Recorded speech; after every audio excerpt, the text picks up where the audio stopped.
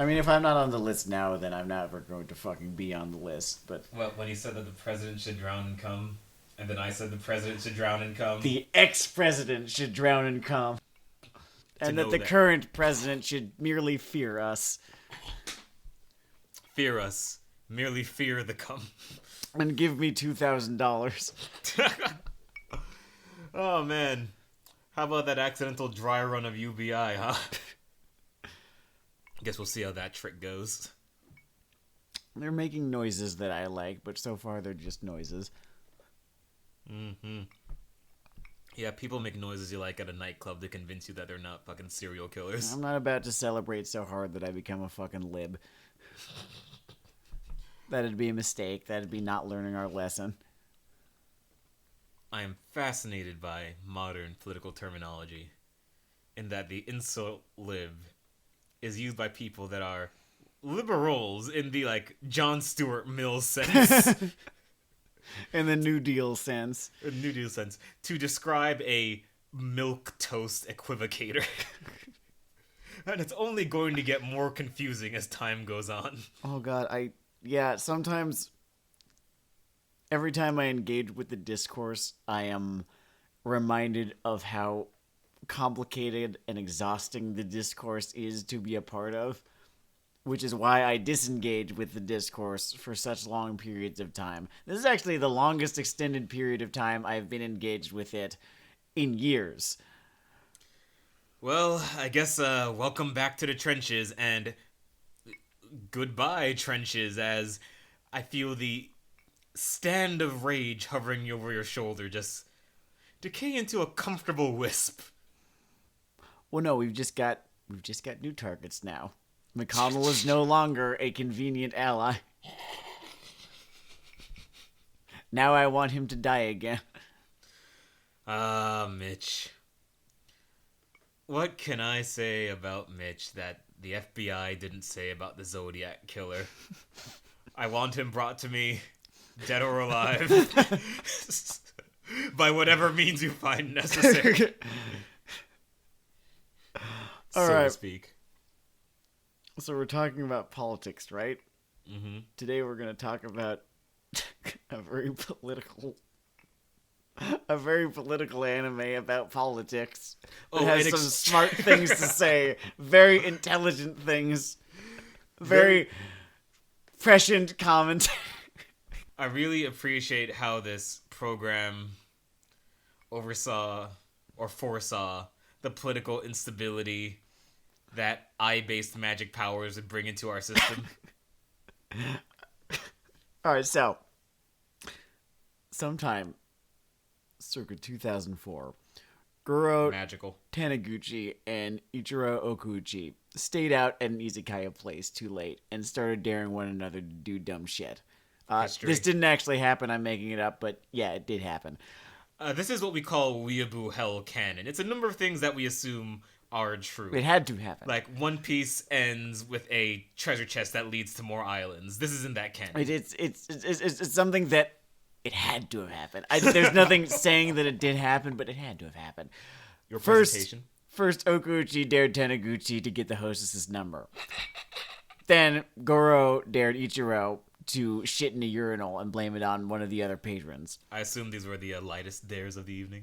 Finally, Ichiro dared Goro to come up with the dumbest fucking idea for an anime he could possibly fathom. One that was somehow every genre at once, and turn it into a decade-defining classic.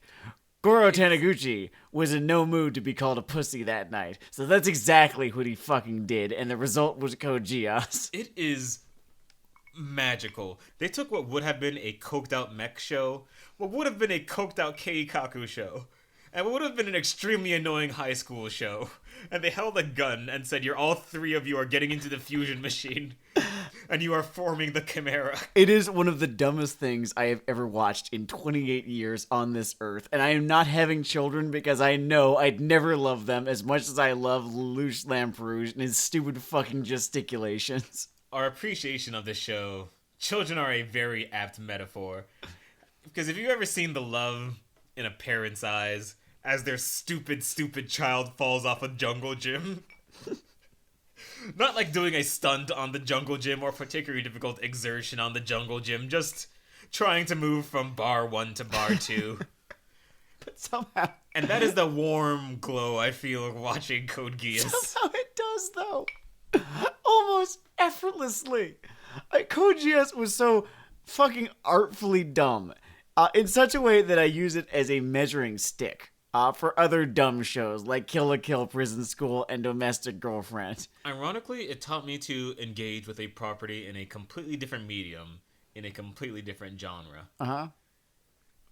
Because the first time I saw Commando, I was in middle school and just thought, this is dumb.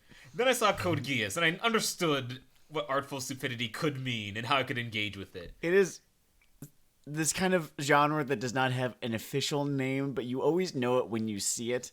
Yes, it's very much like pornography. Artful stupidity is like pornography. Weeaboo Hell canon stamp it. And after seeing Code Geass and just smiling my way through that mother, I came back to the Arnold Schwarzenegger film Commando.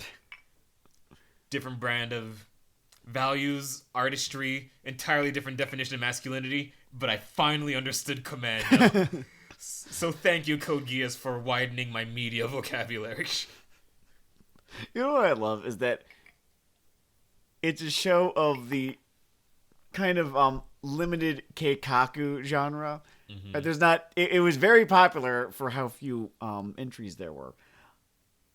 But even given the genre, right? There's legit not one bit of subtlety present in this show. Everything about it is as loud and theatrical as its protagonist. It doesn't have complex themes like, oh, what can change the nature of a man? Or tragedy breeds hatred, breeds nationalism, breeds tragedy. Its main theme... Mind you, all of these are lines of dialogue in it, but they are not themes. Its main theme is best described as, what are you prepared to give?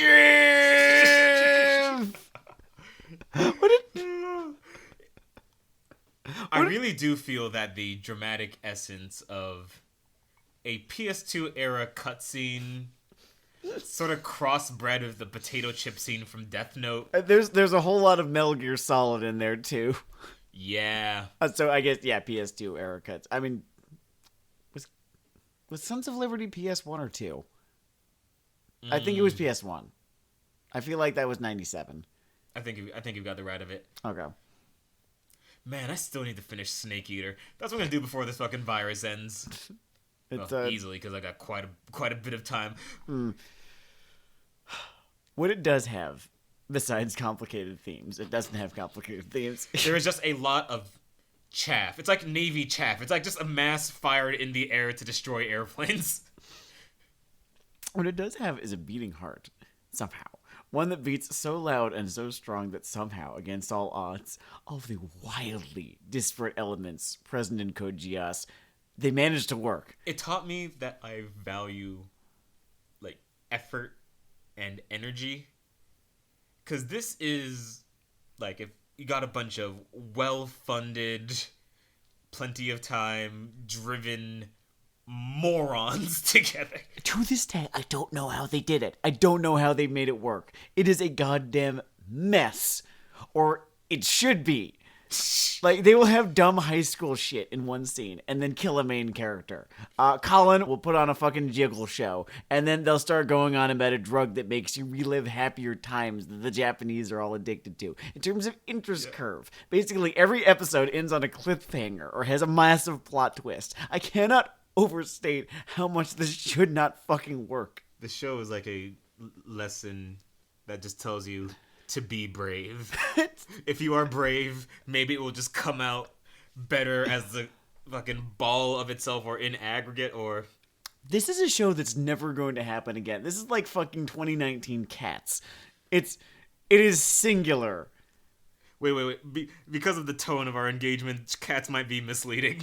Because it is a good program to watch. Sure, but like I don't know of a better comparison of just a thing that happened once and then that's it. We're never going to get anything like this ever again. Because 2019 Cats was definitely like that. Oh man. I would say Planet Terror if Machete Kills didn't exist. That's the thing. Robert Rodriguez is a man with a career. What an angel. Loved Oh, it. we forgot to do a Lelouch. I knew I fucked something up. We'll fix that. We'll do it. Yeah, I guess as a specific type of miracle, if Cats is the yang, Code Geass is the yin. Here's the yang. And I enjoyed Cats just as much as this. Well, that's because of the magic of drugs. If not, it is, in fact, because of the magic of drugs, yes. Oh, we endorse drugs on Weeaboo Hell. That's our official platform. Yeah, 420 friendly. I mean, I don't usually do it, but I made an exception that night. We, kids, you should watch Cats on edibles. It will change your life. Oh, sorry, children, you should watch Cats on normal brownies. Normal brownies obtained from your older brother who is giggling for some reason. You know what fucking gets me about Code Geass is how fucking popular it was. It's something like this, right? The fact that it worked was one thing. The fact that it was, as I said before, a decade-defining classic. That's why I say that nothing like this will ever happen again. It is a really interesting blend of things that were sort of tired and true or out-and-out cliches at the time. Like, you had all the high school interactions. And things That's that were never very... going away. That's never going away. Yeah, but, like, their specific timber of, like, high school drama was sort of a stock Okay. thing to that point. You know what I mean. And there are things that are surprisingly inventive. Like, there's the whole fun, stupid eye-based power system. More importantly to me because I'm a fucking nerd and need help, their whole mech design aesthetic was interesting. There's just the whole roller skates and the fucking I have to wonder if Isayama was looking at the fucking grappling hook thing that that all the mechs do in this show and was thinking to himself, huh.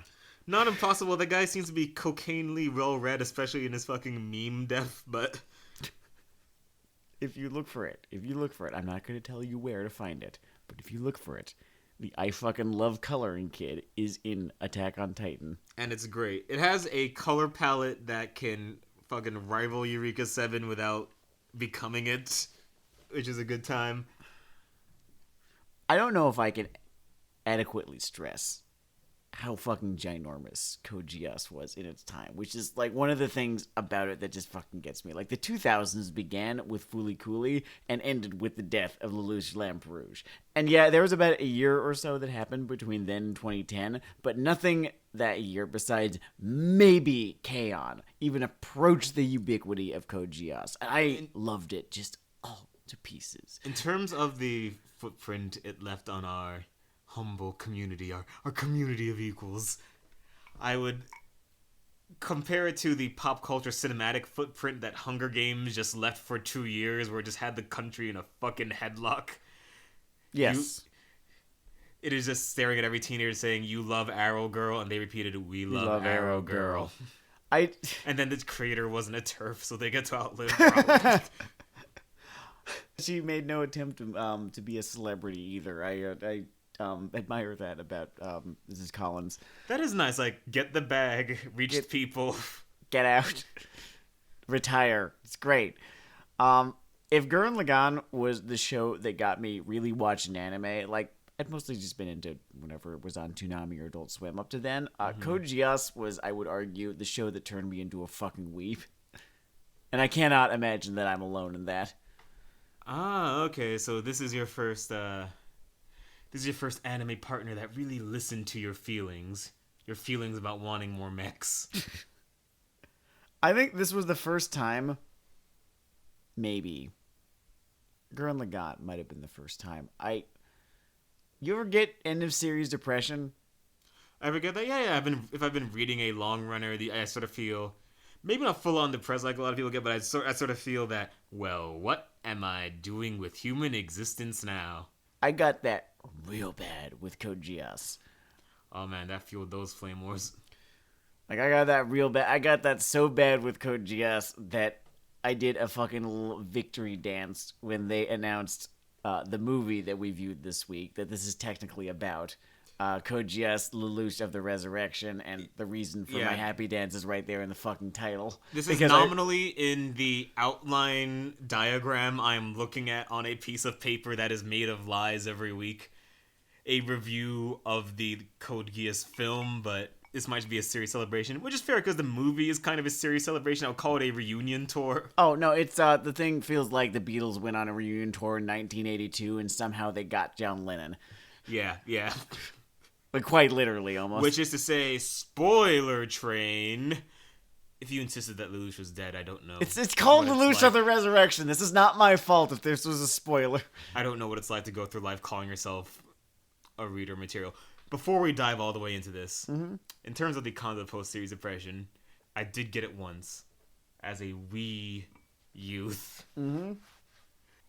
I was just a child, and I finished, like, Star Wars and the X-Files with my sister in 1 week, and I'm glaring at her like she's fucking Dracula, and I scream, "You promised me immortality! You promised me immortality!" And here I am with a thirst for blood. And now I must walk down these nerdy trails. Specifically being a weeb, it might actually just be that fucking Shonen Jump subscription, as he just kept on coming back with another wrapped up parcel of drugs a week. Saying, hey, we got the good stuff. This movie is very much a reunion tour. It's not a new album. The plot plays out like an arc of the show, more or less, and with pretty much the exact same tone and feel to it, plus some nostalgia. Down to the beats. Yeah, exactly, down to the beats. Plus some nostalgic, oh golly, do you remember when, thrown in there. Like, everything's there. Lelouch does dramatic plans and then freaks the fuck out when those plans don't work. And man, I missed his fucking flavor breakdown. I love how he has zero fucking chill. It's so great. I think it might actually be one of the balancing elements that saves the show, because when you go for fucking prescient genius, it is way too easy to pump the gas way too hard and start rolling your eyes. And I think the one thing that saves the show for that is that halfway through every one of his plans, something would go wrong. Probably like that naturally should go wrong on an operation on this scale. And he has a fucking panic attack. He just every single time. Lelouch spends half his time posing and the other half crying and peeing. Lelouch does dramatic plans and then has a fucking panic attack, about 3/4 of the way through the movie. Suzaku spins and broods. Colin zips up her top and they overanimate her brief struggle getting the zipper past her chest. And Sisu, she gets shot a bunch. My favorite character, Lloyd, features quite heavily as well, and I thank Taniguchi for that. It's nice. It's a nice touch. But man, does C2 get shot a fuck ton. I think there are tiny magnets on her person designed to attract bullet-shaped objects. I gotta watch Code Geass again. It has been a decade. Code Geass had, or I should say has, because this movie features it too, a certain brand of... I don't know if there's a word. There must be, given the breadth of human history and linguistics and the breadth of nerd culture. But the fusion between theatrics and edge... Visual K? Visual K, maybe. But it's like if Visual K were an anime, because I'm pretty sure that... Let's just... For my purpose, I'm just going to call it Shakespearean edge. Shakespearean edge. There's a new manifestation in this movie, which is a woman with prescient powers. Only because she has fallen to the darkness, she doesn't just look ahead. To go back with the information, she has to shoot herself. Well, technically, she just has to die. It's just the most expedient way to die is to shoot herself. This happens a lot. Semiotics are real. If I only see her get shot or shoot herself, I will just freeze as her having to shoot herself. So she gotta be shot. Someone's gotta shoot her. I don't know. I think Tropic Thunder lied to us, because I let this show do so many things because it commits fully to them. And when she just takes a gun and just goes, pretty good, kid, and goes back and gives him a fucking counterplating panic attack, I fucking love it. I don't know. I mean, I'd been enjoying it, of course, up to then, but that right there was just such the spirit captured so perfectly in like this little crystal box right in front of me. The spirit of Code Geass was her shooting herself through the goddamn head, like through her chin, to go back in time and give Lelouch a panic attack. And I'm like, oh my god, it's just Code Geass. It's Code Geass. It's not the memory of Code Geass. It's not a movie about Code Geass. No, it's Code Geass. This is the thing. This is the thing that I watched more than 10 years ago now. It's going on 15 years old.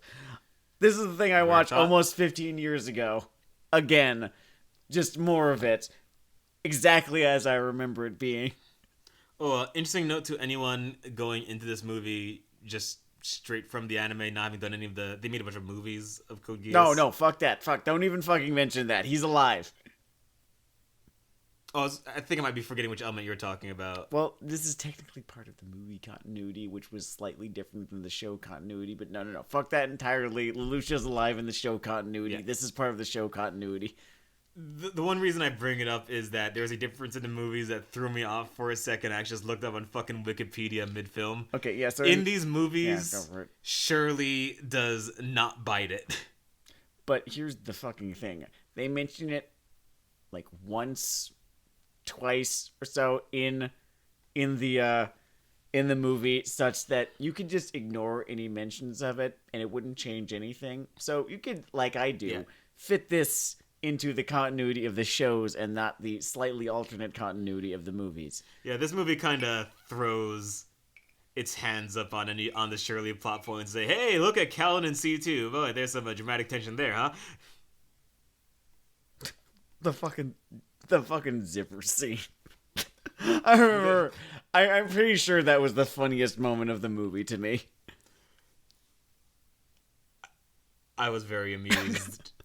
I just felt the past coming back to me. That stupid ass zipper is like in the first episode of season 5 of Samurai Jack when he just does a vertical slice through with someone for the first time. Exactly. Yeah. The boy is back. It's here again. This is what I love. This is what I did love. This is what I still love today. And I had forgotten. I'd grown older. Since this is normally a review show, I should say what I guess was the main downside of the film for me, which is just that I think it just has a slow first 15. Yeah, it's just true. Yeah. It takes time for you to...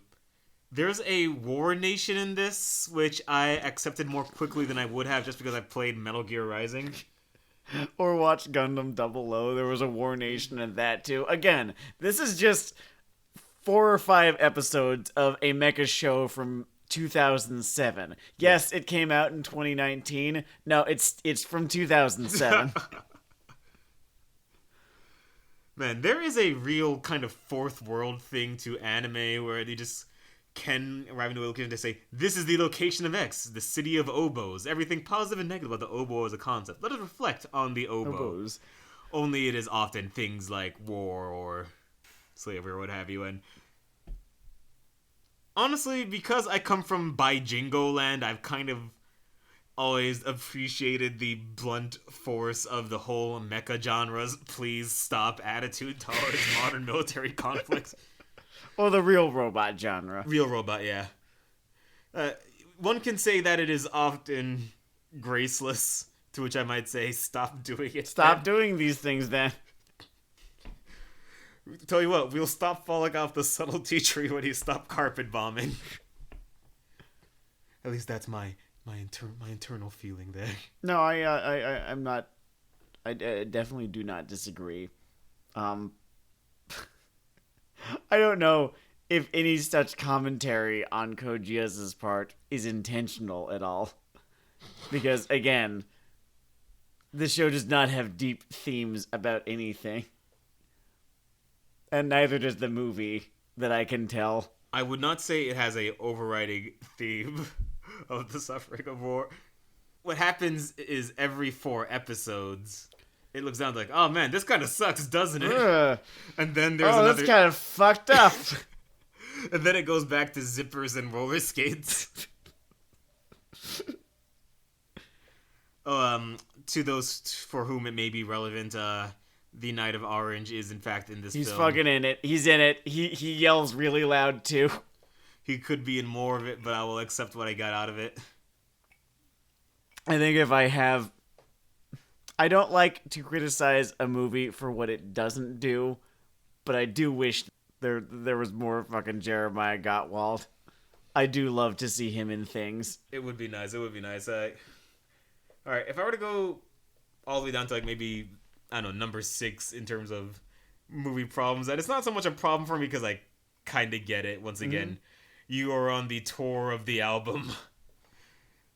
There is not really a capital N new idea in this movie's fucking head. No. There doesn't need to be a new idea. This is not a grand finale for anything. It's just, hey, here's more. I would say that this is Code Geass in the very same way that the first movie remaking Code Geass is just Code Geass.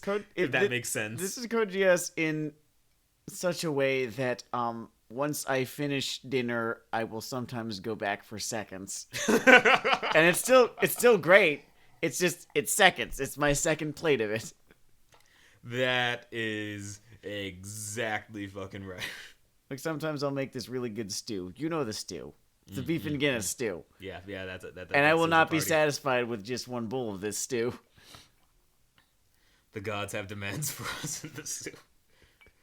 And that is what this show is. And I think stew is a good term because stew is not particularly complicated. Neither is this. And yet it is. It's often needlessly convoluted in a way that should make it worse, but doesn't. I don't get it. This show is a fucking enigma. I understand. It's the bullfighter. If you flinch at the stupid task you have chosen for yourself, you will fail. You'll die. But if you commit to it, you can have an army of confused people cheering for you in Spanish. And that is Code Geass. So now, something that tries to tap into the essence of a property, a property we very much enjoy, but does not deliver results on the same level, comrade, is the second movie. That's right, everyone. We went to the movies today because theaters are going to be a fucking memory for a while. Maybe permanently, outside those sort of artsy ones.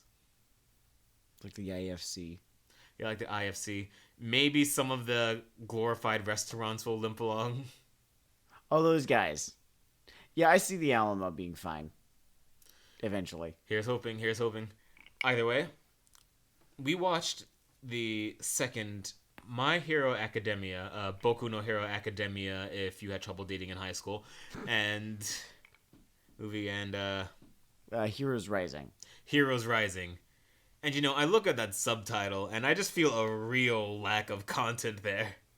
I mean, Two Heroes is also I don't think that's giving you much more, but it was a way better movie than this one.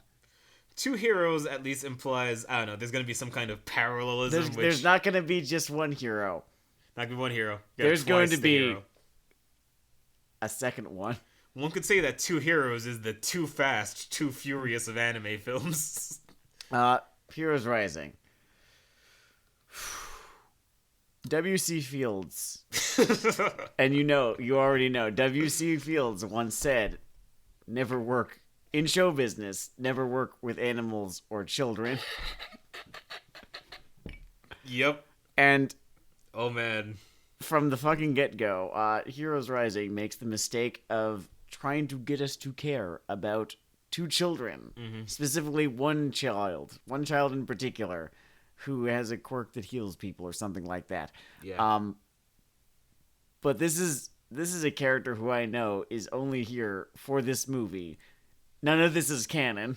Not only is this character only here from this movie, this character is functionally and practically identical to a character who I already was not into from the comics that existed before this fucking movie came out.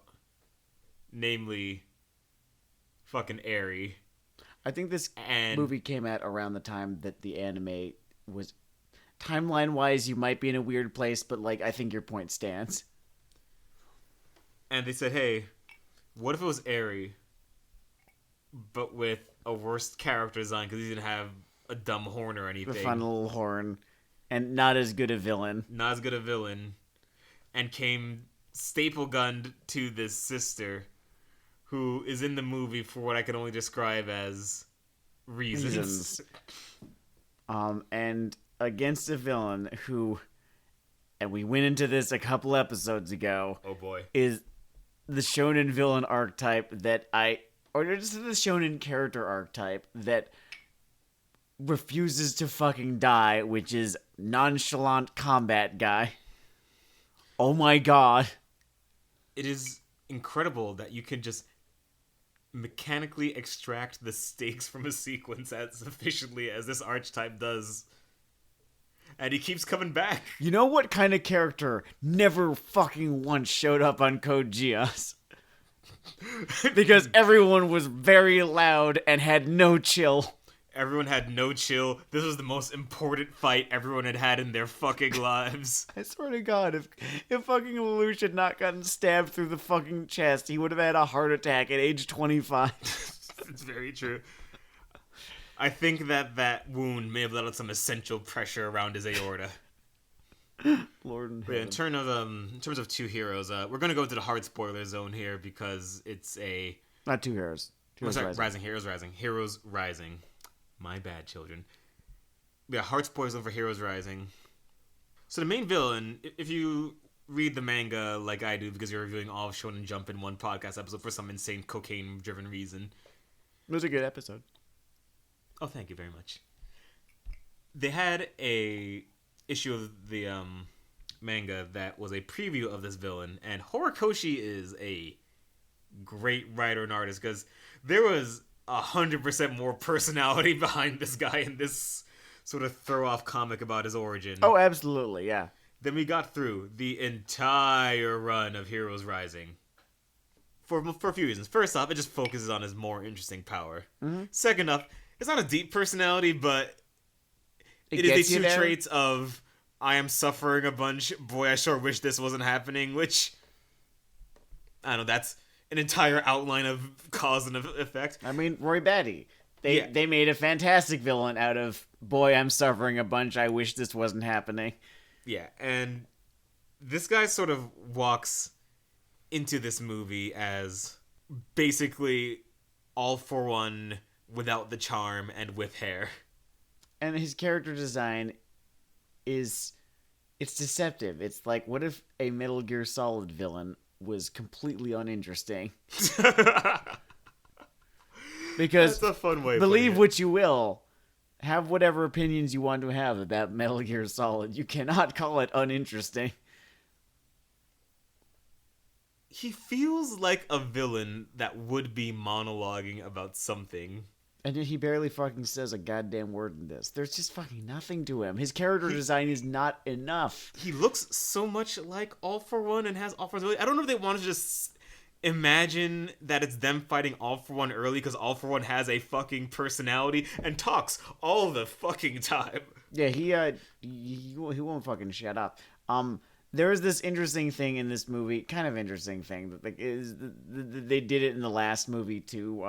You did not see the last movie, just for the benefit of the listener, that they should know that, where they go ahead and imply, oh man, this was all put into motion by All For One. And they did that in the last movie too. The villain of the last movie too was, I don't think it was the same exact situation, but, and I cannot remember the specifics, but All For One was behind that one too. That's just a recurring thing that they've been doing in these movies. It is justified by the main plot, which is not something that many of its shonen, like, top marketing tier fucking predecessors bother to do in their films. Like, to my general understanding in Naruto, One Piece, Dragon Ball films, the presence of the villains was in the because genre. But while it is justified by the main plot, it is not informed by it in a characterizing way, which is Or the fucking part of it. problem. I Or mean, part of it, yeah. That's the thing. They do a thing with this. You will find in a lot of anime movies that are, from one particular long-running series, right? I'm thinking of like the Pokemon movies, the Yu-Gi-Oh movies, Yeah. that kind of thing. Probably the Naruto. I'm pretty sure the Naruto movies too, that sort of thing. They actively kind of contradict the canon where you cannot actually find a place where any of this would actually happen, or something that happens in the show itself directly fucking contradicts everything that happened in the movie, or vice versa. Fucking great. They do some amount of work to make this fit within the Hero Aka canon. I think in the show, right? In the show, it's they actually plant the first movie. I don't know about the about this one, but I know they actually plant the first movie in an episode of the show Oh, that's a nice in turn. such a way that it makes it so, yeah, nothing that happens during the first movie is ultimately going to matter to anything that happens in the show, but you can pretend that, you know, it happened. What we'll give this movie is that for 92% of the content, in terms of fitting in, it would fit in as a what if Hiroaka got kind of sucky for a while. Oh, we should probably be Like talking. if it just had a door cage. We should probably be talking a little bit more about why. The whys and hows. Because sure. because we've sort of, you know, have vaguely alluded to an annoying kid and kind of a boring villain. There's also some booking issues in this one. When we talk about the quality of the original characters, by the way, I guess I should say a principal flaw of this film is a lack of points of intense interest. Yeah. So I think when you discuss this film, you'll also be just drawn to those 2 points because they are the new things that are present and I guess would, in theory, draw you into the process. And, you know, Horikoshi bothered to do a design for this guy and come up with the whole... He is Storm, who then got All For One, basically. Yes, near as I can tell. Yeah. And... His name is Nine. This movie shouldn't be about him. You know who this movie should be about. There's truth to this. We'll get to that. So the premise of this movie, if I'll just go by way of a quick summary here. Yeah, if that's it's not helpful. going to take you very long. They go to a minor outlying island where everything is hunky-dory to do what amounts to a superhero summer internship. Yeah. And while nothing is happening, of course, something happens because, I don't know, otherwise you either need to make this a fucking rom-com or do someone's fucking trauma therapy on this island. You need to make a movie. And the hook of it ends up being that All For One Light or Nine, or... I kept calling him Mostly For Me while we were watching this. I want quite a bit of it. Yeah. Mostly For Me needs this one kid's cells to have his body stop shitting the bed when he eats people. Mm-hmm. Which, I stand by my theory that Cinema Sins is just a product of lacks of points of interest. Like, this, what I'm about to say doesn't super matter, actually. But there is probably a 10-minute version of this film where he shows something resembling discretion in terms of going for this kid. Instead of arriving at the port shouting, "Who's the realest nigga on this island?" And, this is a podcast. I'm just going to just delineate I am black. We are not going for the edge here. But who is the realest nigga on this island? And just start blowing shit up. And then the whole fucking class 1A, everyone fucking raises their hand. And there's quite a few action set pieces, some better than others. You might notice that I haven't really done a lot of sort of character-driven stuff in this plot summary, and that would be problem B with this movie, which is, well, perhaps not getting the traits of characters incorrect. It does not do a great deal with who they are or why they No, not particularly. are about. If there's one thing that I kind of enjoy, it does remind me every now and again of why I came around on Bakugo so hard as a character who, you know, when I was introduced to the guy, loathsome fuck.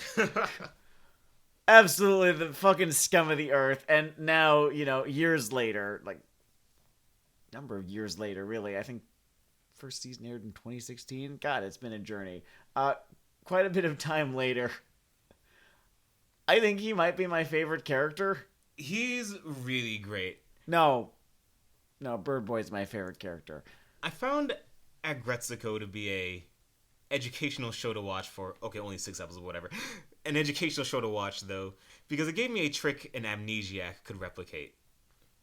Which is, you can take any shitty archetype, play them that way for 2 episodes, then actually sit down and think about, okay, add a layer. Go to your next episode. Okay, why? Next episode. And then suddenly you have just a character. You have something there, yeah. And Horiko's a little smarter than that, so it's more of a hat trick than that literal process, but he basically made Bakugo an evolution of a sort of tired archetype. Well, I like that most of 1A just steers the fuck clear of him. So it's like, okay, alright, asshole alert. It's like, oh, who's shit in your chariot? You've got Kirishima, right, who is just boundlessly patient with him for whatever goddamn reason. Endurance is his character trait, you see. Yeah, I guess so, yeah. He's Bakugo's ideal friend.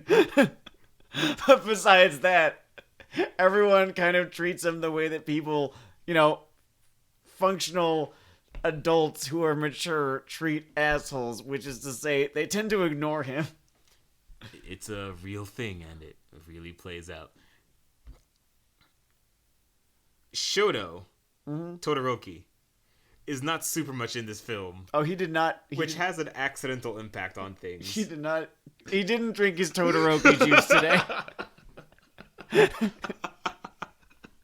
Because this would have been over quite a bit faster if he had drinking his Shoto juice. Yeah. Yeah. Yeah, he is paired off with a guy who, as gar as he is in many ways, it's probably the best villain in the movie.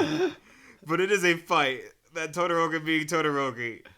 He should have waxed him like a bodybuilder stomping his way through a preschool. Like, this guy comes out like, I'm tough and I've got a wolf's head. And he should have been flash frozen. Just like that. Like, wow, that was interesting. So what do you guys want to do now, eh? Sandcastles? What a fun character design that guy had. He had dreadlocks and a cigar, and now he's sort of a popsicle over there. And the fight, the extended thing throughout the movie, ends with him just freezing the guy. It's a cool fight otherwise. But it just feels like he's watching his friends get the shit kicked out of them at this party. But he's chatting up this person who's sort of his type. And he's not ready to just sort of enter the fray and embarrass himself yet. So he is just watching, like, Kirishima get kicked in the kidneys over and over again. Ida get a fucking fool made of himself. It's amusing. It's very amusing. I feel like Ida should get stronger booking, given that super speed is objectively the best superpower. Super speed is as good as life gets before you get into the fucking reality warping telepathy tier of nonsense. I think Green Lantern rings are also a thing that I would love to have one of those. Yeah, those are pretty life-changing. I think that's the other thing that I like. If I had to narrow it down to 2 power stats, the Flash and Green Lantern. In terms of original powers, i.e. things I have just seen in Hero Academia that didn't come from anything else, the best power in this fucking continuity it's is... Yamamo. The best power, if you are leaving waxing people on the table. Overhaul's thing is so fucking good. That's like you could basically deconstruct whatever, right? Yeah.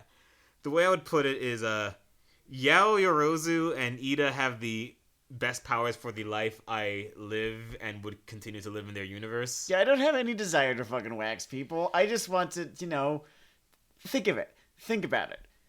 Her power, it's been described. This is canonical. Mm-hmm. Burns fat. I could just pull infinite junk food out of myself. And there's fucking no net loss. Nary a fast to be seen. It's a good time. And unfortunately, if you had Overhaul's power, you'd probably just stare at your hands for a while and go, I mean, I guess I'd start killing dictators now. I don't know. I guess I could. Oh man, I'm gonna have to fucking. Oh, it's gonna be a whole thing. This is what Spider-Man was talking about. This. I just want to fucking. I just want to go cardio. to restaurants again.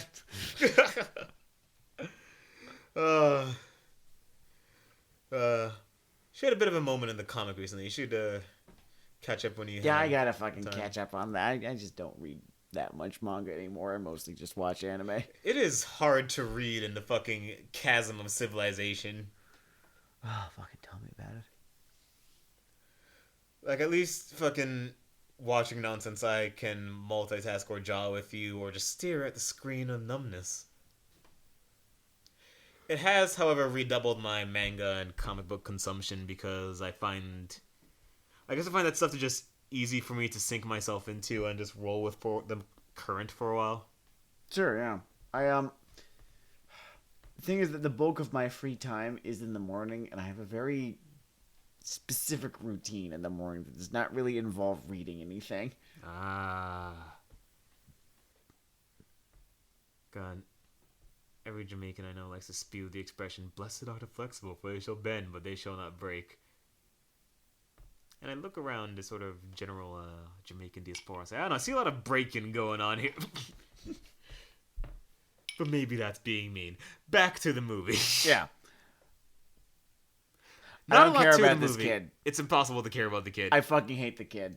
He is grating. He's there's nothing interesting about the child. I'm a block of Parmesan Reggiano and someone's making fucking oglio and I'm going to get grated. You really went for it with that one. I really did. I appreciate you, like, where you are coming to where I am with that one. Right? All of this movie's pathos depends on the idea that I give a shit about this child. Oh, the way that a shot will linger on this child with the tears of aspiring heroism in his eyes, and because I know conspiracy. that this is a non-canon movie, right? Or mostly non-canon movie. If not non-canon, then non-consequential movie. Nothing is going to happen to Bakugo. Nothing is going to happen to Midoriya. I know I'm kind of meeting the movie not where it is. It's kind of in bad faith what I'm doing right now. I do understand that it's still very fucking difficult to imagine stakes insofar as the characters from the main show. I have a private conspiracy. Mm-hmm. Because I know there are people like me when it comes to the Eri thing. What if this child is a psyop to make me like Eri?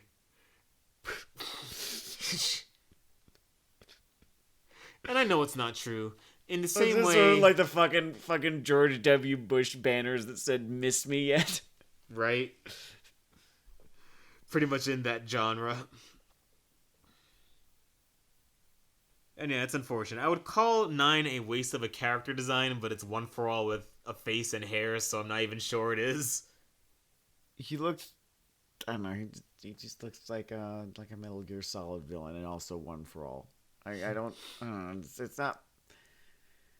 I guess I remember what he looks like, so they probably succeeded insofar as that. Still wasn't great. I liked those. He was still fucking nonchalant combat guy. I like those blue dragons he can make pop out of his back. He was winning a lot with them, and then he stopped using them, and that seemed to really be where things went downhill for him. I actually did not like the blue dragons. There was something. It was the wrong kind of edgy for me. Well, everyone, we have a split ticket.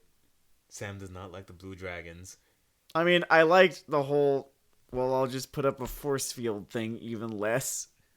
It didn't make him seem like he was formidable. It just made him seem like he had a broken fucking power set. I would call it, rather than plot armor, like a plot bracer that he would hold up and say, oh, that would be unfortunate. I had to think of a way around that, huh? Oh, plot court order. Plot court order. Yeah. That a judge granted, not him. I want to talk about his minions. They're way more interesting than he was. There was a woman with Medusa's powers, basically. More or less. And honestly, it's fun to animate. Oh, Medusa from, like, Inhumans Medusa, not not the Gorgon from Greek mythology, Medusa. If anyone was Oh yeah, just to be specific, yeah. Inhumans Medusa with the hair, with the hair, which is it was cool. it's a good kind of non-real silly looking, if that makes sense. Mm-hmm. It's that high adventure thing. So there was her. There was this guy who was dressed like a ninja and priming you for an entire approach to violence, and then he just starts summoning minions and just spamming the fuck out of them. And there's something internally. He's dead now. He is totally Bakugo killed him. I don't think we ever see. The movie lies to you. The movie lies to you and tells you that Bakugo put his fucking explosion hand point blank to this guy's face. Like, they do the thing where they show, his sort of outline in the explosion, and then the outline fades away, and that's sort of the semiotics for he got burned to fucking death until he died. He is. But I don't remember if they later said that he was alive, but if they did say that, then they're fucking liars. Yeah, that's a Bakugo entering the Red Hood or Jason Todd territory. And then He was already there. He was born there. You have to do the thing, too. It's like graduation. He was interning before. And then he got fucking... I don't even remember his name. His name doesn't matter. What matters is that he came here to fight. Oh, I looked it up. It's not really mentioned in the film. Or if it is, I missed it. His name is Chimera. His name is Chimera, and... No, it's Wolfoid. It is Wolfoid. He is from the Song of the Sorcerer. And this is a joke that I suppose you need to have been reading Penny Arcade in 2007 to get this one. The essence of the joke is get off my lawn. No. The essence of the joke is this is actually a really elaborate one. Mm-hmm. They are actually making fun of Tim Buckley by way of a Brandon Sanderson parody. Because in this continuity, Taiko's a fantasy writer. Oh, okay, I kind of get it. And Tim... Life gets elaborate sometimes. It's sometimes I didn't always understand Penny Arcade. The point is, it's an over-the-top fantasy parody, and there are werewolves called Wolfoids, and Chimera is a Wolfoid. His powers are smoking and beating children. And he's all out of fucking cigars. The moment where he was officially endeared to me was not the first 3 children that he battered, though he had a chance during that. But when a 4th child was close to defeating him, and he just launched fire out his mouth. He just started breathing fucking fire. Apropos of goddamn nothing. And he went in with confidence. And let me tell you something. There is a difference between confidence and nonchalance. There is a difference between, whatever, and bring it on. I'm gonna fucking kill you. And boy, he entered this conflict with these children with confidence. And Shoto still should have ended this fight in about 4.5 seconds. So much fucking faster than he did. Sometimes my plot recollection is spotty, so tell me. Mm-hmm. At any point did these children bully Shoto? Because he is watching this Wolfoid beat the fucking piss out of them. No, I think Shoto's relationship with characters other than Midoriya, I can't actually remember what his interactions with those characters are like. I think I think Midoriya is one of the only... I'm probably wrong. It might have changed since then because I'm not caught up on the manga, but per my memory, I'm pretty sure that Midoriya is his only friend. I could be wrong. He and Bakugo have an amusing bonding thing. Right, I remember that. I remember in the well, so you failed your fucking license exam. Yeah. Yeah, okay. All right. In which he plays a very fun straight man. They just can't fucking get along. They can't do it. I just ask if anyone's bullied him. Because he's just watching this violence that he could end at any moment being inflicted on his classmates. And he's supposed like, what do I do? Well, I suppose I could ineffectually I don't know, just I could do some ice, maybe. Not too much ice. Like enough ice would. Maybe a little bit of ice. Enough ice would like change the situation. Poquito ice. Pequeño ice. And then I'm just saying the fight feels like it ends when he's tired of it. You know who didn't look as good in this as they should have was my bird boy, the Edge Burb. Yeah, He should have fucking had her. The second they did the we have Kei copied you into the cavern that's all dark thing. That should have been it. That should have been it. Like, it was insulting that it was not it. The movie's too long anyway. If he had just waxed Medusa at that point, it would have been a cool moment. Mm-hmm. But so it goes. There's not a lot to this movie. Other than, for my closing point, and all the way into spoiler time if you're going to watch this mother for reasons that are kind of beyond me after this review, to be honest. Well, the final fight is definitely well animated. It is definitely well animated. There is a bit of pure nonsense where he passes on One for All to Bakugo. And then they look like fucking Gogeta for a second, and I just... You saw me. You saw my reaction. I was like, no, this is fucking stupid. I don't care. Yeah, the movie just completely lost me at that point. It is unfortunately the point where the movie collapses in on its own weight. I couldn't do it after that. I'm sorry, guys. If you liked it, I'm glad for you. I don't think you're... Here's the thing. This is one of those things where I didn't hate it so much that if you liked it, then fuck you. But I did not enjoy it. And if you liked it, then I'm happy for you. Because you found something in this that I just couldn't. Yeah, I hope you guys enjoy your, room temperature water going forward. May it bring you all the joy in the world. For now, this is Weeaboo Hell. It's Weeaboo Hell. And I guess I don't want the new president to drown in cum. I want him to give me my fucking money. Yeah, where's my fucking money, buddy? Where's my money, Joe?